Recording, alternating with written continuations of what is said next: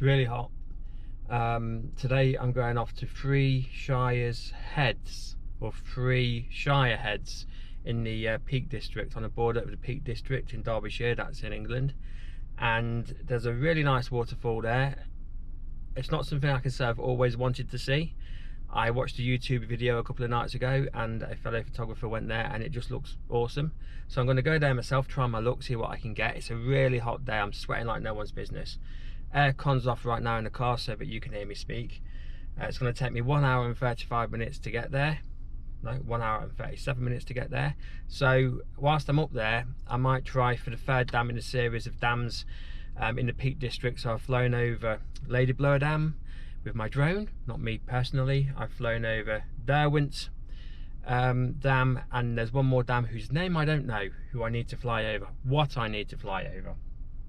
So in any event, the journey begins, and whilst I'm out there I will go over some settings. I'm taking my Sony A7 III with my 24-105 f4 lens for the landscape shots, and I'm taking my A6400 with the Sony 90mm f2.8 macro because I might try and get away with doing some portrait shots of some baby lambs or something, and that way the crop factor makes it 135mm f4, which will be nice for portraits of animals. So we'll see what happens. See you on the other side.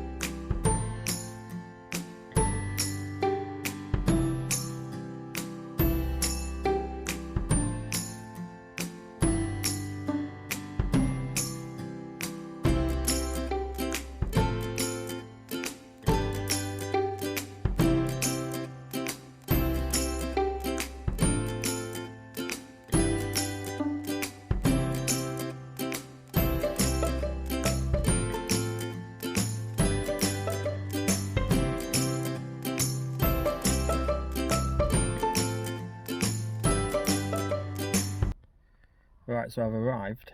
Vlogging's going to be difficult because it's windy as hell up here. It was supposed to be 11 miles per hour wind, but to be honest, in the Peak District it's almost like a microclimate. So I'm quite high up now. I've managed to find some place to park, but it's just packed with people, and I just blame the furlough scheme. There's people everywhere, so it's been really difficult for me to find a spot to park. I've got a way to walk now, and I'm not entirely sure if I'm anywhere near the right place, but if I am, given the number of cars that are parked up all along this road, it might be busy, so that might be a bit of a problem.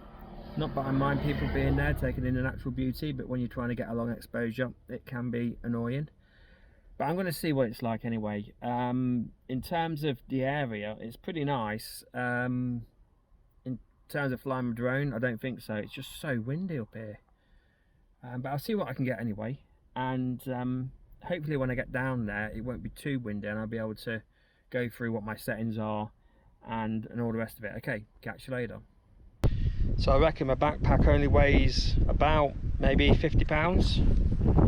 It's a tripod that's the killer, if I'm honest. It's not one of those carbon fibre things, it's just steel and iron head.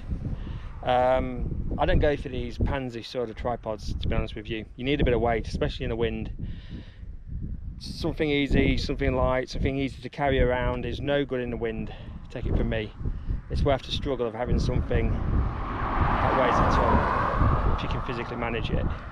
And I'm getting older now and I'm not sure if I'll continue to be able to physically manage it. Anyway, I'm off on the trek. Let's see how this goes.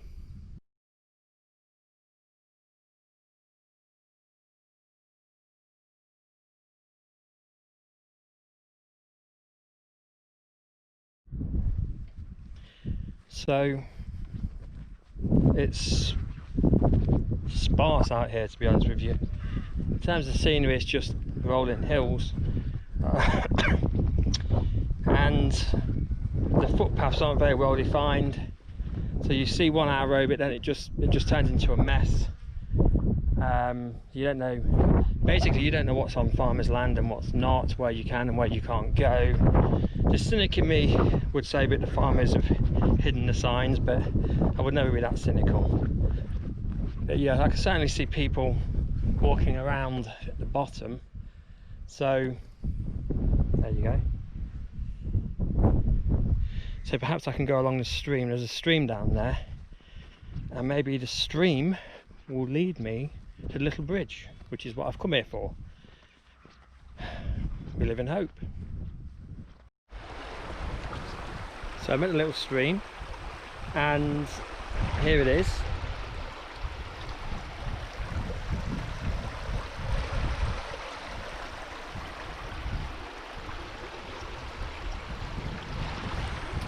Brown coloration is due to peat in the ground. I think I'm going to do just a little not a time lapse, a long exposure just here. It's not a cascading waterfall, it's not the most dramatic shot, but it will give me a chance to sort my settings out before I get to the main shot. And it's been a while since I've done a long exposure, so I'm going to set up my A7 III with a 1000 ND, because that's the only one I've got on me right now, and I do a long exposure. There's a little bit of movement to the grass,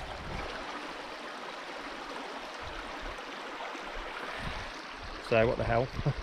If that comes out in the exposure, it just will. I suppose I could do a double shot composite and do a fast shot of the grass and superimpose it over the top, but I don't want to spend too much time here. A few weeks ago I went to Derwent Reservoir and I spent too much time collecting small sort of shots that weren't my main target, to be honest, and by the time I got to the dam, thunderclouds rolled in and it was just terrible, absolutely terrible, and I didn't get the shots that I really wanted. I got some really nice drone shots, but I didn't get the long exposures around the dam.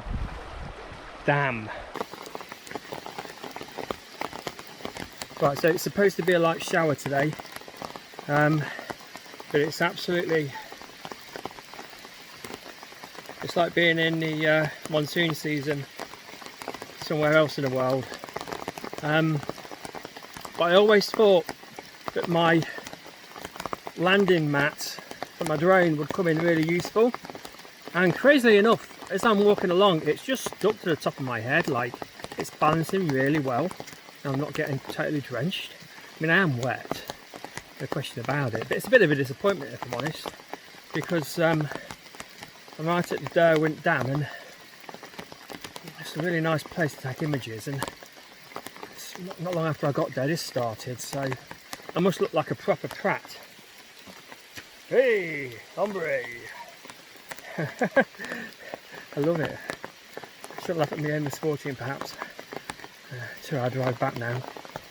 I might just sit in the car and hope that it clears. And if it does become really clear, and the miracle happens, I could do some star trails over the dam, but I don't think that's going to happen. Anyway, catch you later.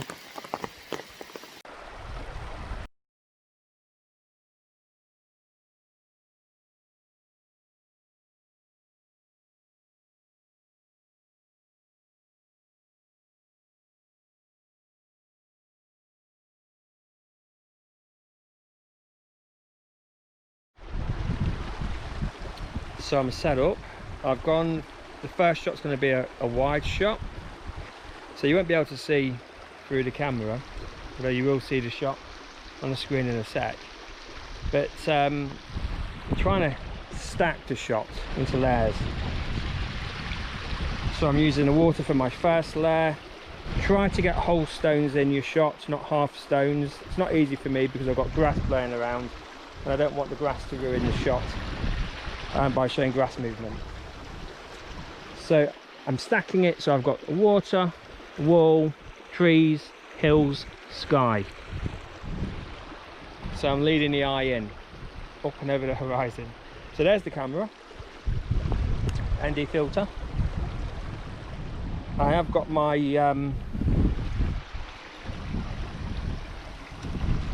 so what the hell? You know, my mind's just gone blank. You know what that bit's called.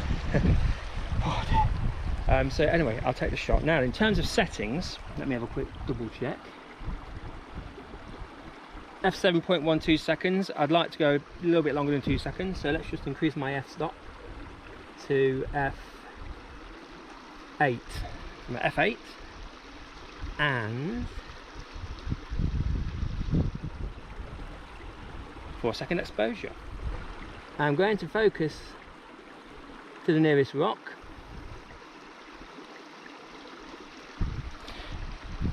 Made a bit of an error there. Should have had it on a timer. Bear with us.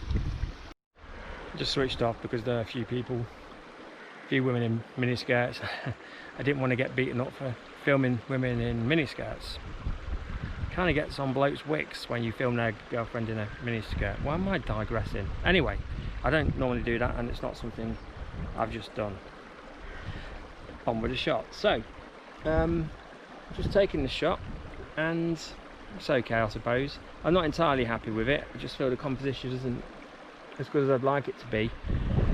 I might just have another go, but with a tighter shot, focusing more towards the top of the formation of rocks here. So see how that goes. The reason I put my camera on a timer is because when I press the shutter down, it introduces some movement, some vibration, and that can rob your shot of some of its sharpness, basically. So I put it on a 2-second countdown. It's time enough for vibrations to leave the tripod after I've pressed the shutter button, and that just ensures a sharper shot.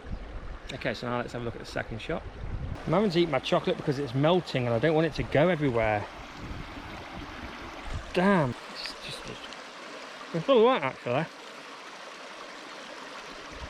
It's not too melted. I think it's like diet chocolate, no sugar. It just tastes like heat. I'm only eating it because I was doing it for free.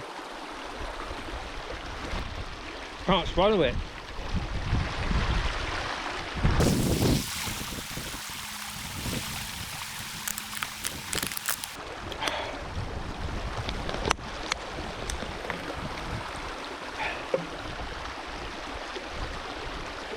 Only kidding. I'm not really going to litter. Promise. It's kind of a joke.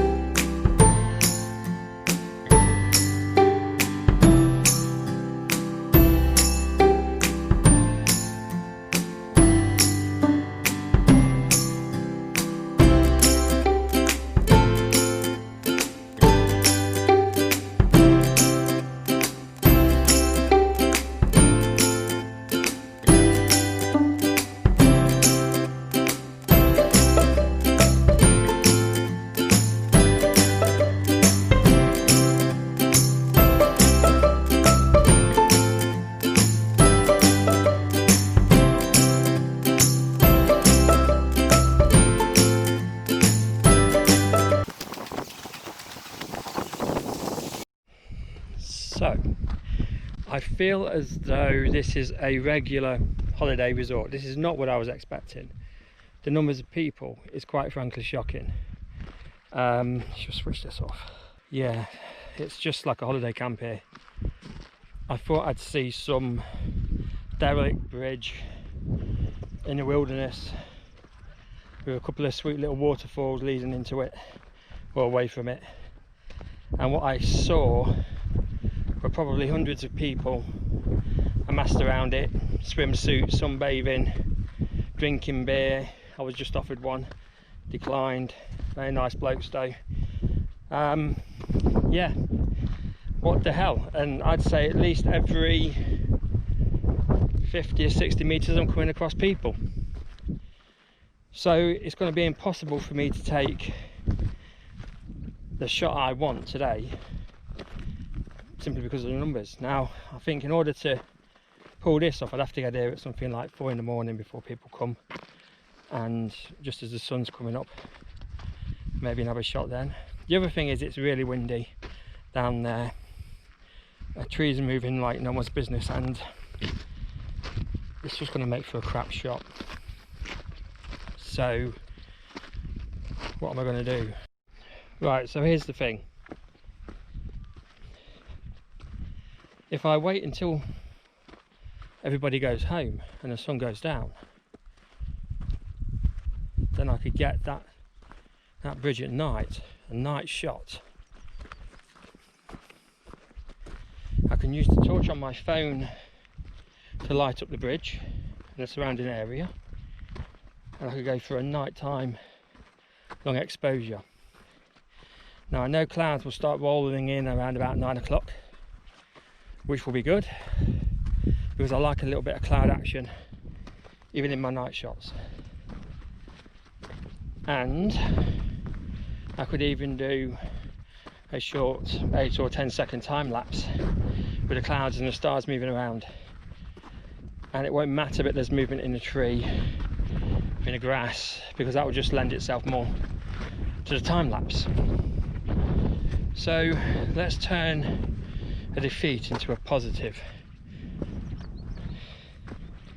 It just means I've got to hang around here for hours, and it's quite warm. So I'm going to look for somewhere interesting to fly the drone, and then we'll see what happens. Catch you later. Well, I'm really knackered now. Quite a view. Not as picturesque as other places in the Peak District, but it's pretty good. Saw this shot, or potential shot, that broken wall, which is part of the footpath, and then you've got that hill behind it with a rocky sort of top on it, crowning it. So I think I'm going to probably do a shot around 105mm on my 24-105, just to compress that hill and to bring it closer to the broken down wall. So I'll set up, let you know what my settings are, and then we'll see how it goes. Right, so again, I'm layering a shot. Got my grass, got my wall, got my mountainous hill, then I've got sky, bit of cloud out there, so it's pretty nice. I hope the side speaker picked that up. Anyway, I'm set up, tripod isn't on the firmest of ground, that's not really a problem. This is just going to be a two-shot image. I'm going to take a shot of the fence, and then I'm going to take a shot of the hill behind it. I'm at f8, 1/160th of a second. I say 100, keep it as low as you can, and auto white balance because I trust it in this light. It doesn't really matter too much because I'm shooting in RAW, so I can always change it afterwards. So let's just see how this one turns out then. I forgot to say, I am at 105mm, so I've zoomed the lens all the way out to compress the space, the photographic space. Okay, let's see.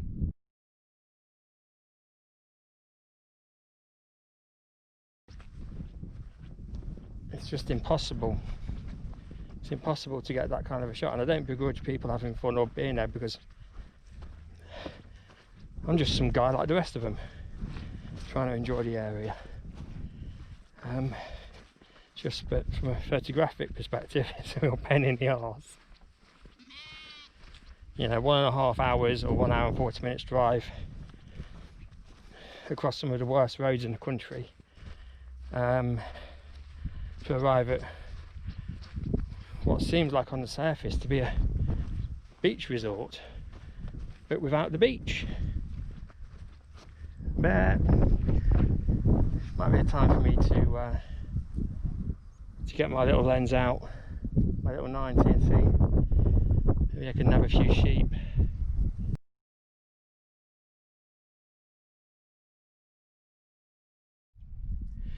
And that's the last of my water supplies used up. I'm really thirsty. Water was properly warm as well. So think in the future I'm going to load up with water in the car. I'm just going to drink 1.5 litres of water before I set out, then carry a couple of bottles, because the problem is when you're hiking and you're carrying a lot of gear on your back, extra water just adds extra weight, which then causes you to become more thirsty, you sweat more, you drink more, so it almost feels like a Ouroboros, you know, the snake in its own tail, self-defeating. So load up with water, then carry a few bottles with you, should be okay. Do I go to Derwent's Reservoir or do I stay here? And my gut tells me, but this wind isn't going to die down because the clouds are going to be rolling in. The scene that I wanted to get, the shot I wanted to get with the little bridge and the mini waterfalls, is probably not going to happen today. I imagine people will be horse playing around that little feature right until sundown, so I just don't want to hang around for hours to get a shot.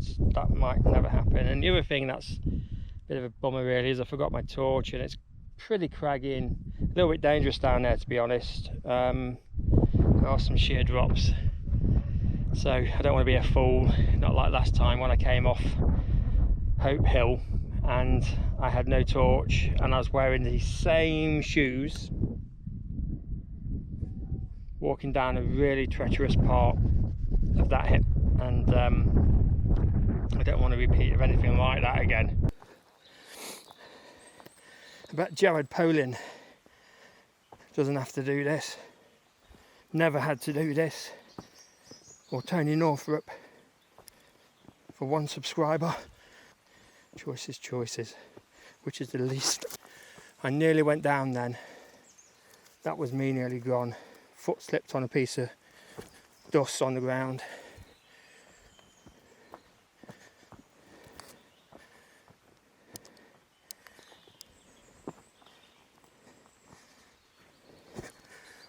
Oh, shit a brick. Now what? An impasse. You can either go up here, where it might just take you to the top again, or you can go along here where there's just a drop for a good 100 or so feet with that and the fading light and my flip-flops. Oh shit, I'm going for the crazy route now. So I've got my drone out, which I called the Infiltrator. You can see it's still a little bit windy. I'd say we've got 10 or 15 miles per hour gust, so nothing too bad. Just thought I'd fly out over there towards that hill. Sun behind me, so should look all right. No people around as far as I can see. As far as I know, I'm not flying over any land which is illegal. I did see a helicopter quite a while back flying probably 200 feet, which is just ridiculous. It makes me laugh, you know. We're not allowed to fly a drone over 400 feet because 400 feet is where the aircraft's minimum flight sort of altitude comes in. Yet the times I've seen aircraft flying way lower than 400 feet. And the thing is, if my drone hits an aircraft, then you can imagine, can't you, the news would run with that. Drone takes out aircraft, or drone strikes aircraft. And I wonder if anything would be said about the aircraft flying under 400 feet. They might mention it, but then there'd be a big discussion about why drones should be banned and all the rest of it. So yeah, it's just so one-sided. So I always make sure my props are on properly. I make sure the aircraft is safe to fly. Sensors are clean, there's no smudges on them, nothing weird going on. Always switch the controller on first, and then the drone, just in case the drone does a weird thing and flies off and I have absolutely no control with the controller. Take off.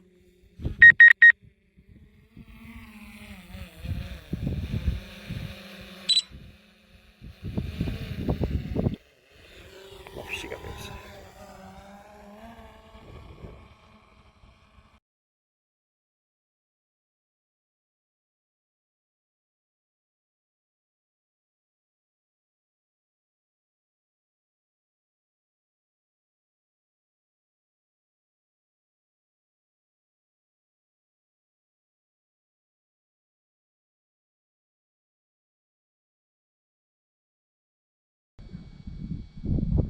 Maximum flight altitude reached.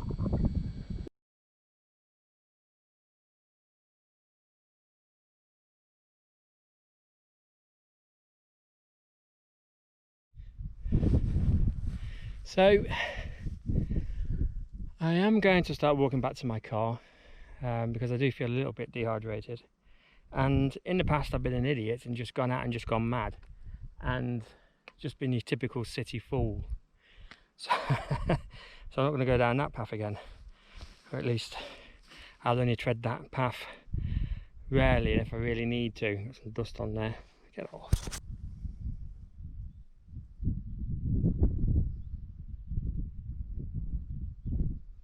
We got some water, so we put the aircon on for 20 minutes or so, and then I'm going to consider what to do next.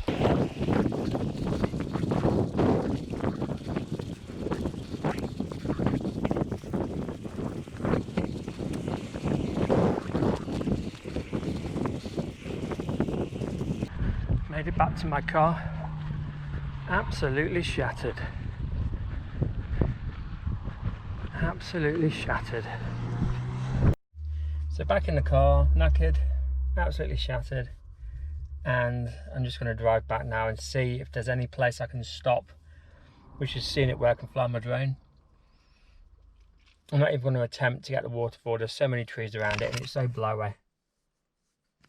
Even trying to get any kind of a long exposure is going to look pants. I'm going to have to, this is a shot where I'm going to have to really sort of plan ahead and think about what to do and keep an eye on the weather forecast and wind especially. And now I'm aware of the fact that it's a very popular spot, so getting there really early is the key. So anyway, that's it. So now let's see what happens. Hopefully I can drive back and get home in one piece.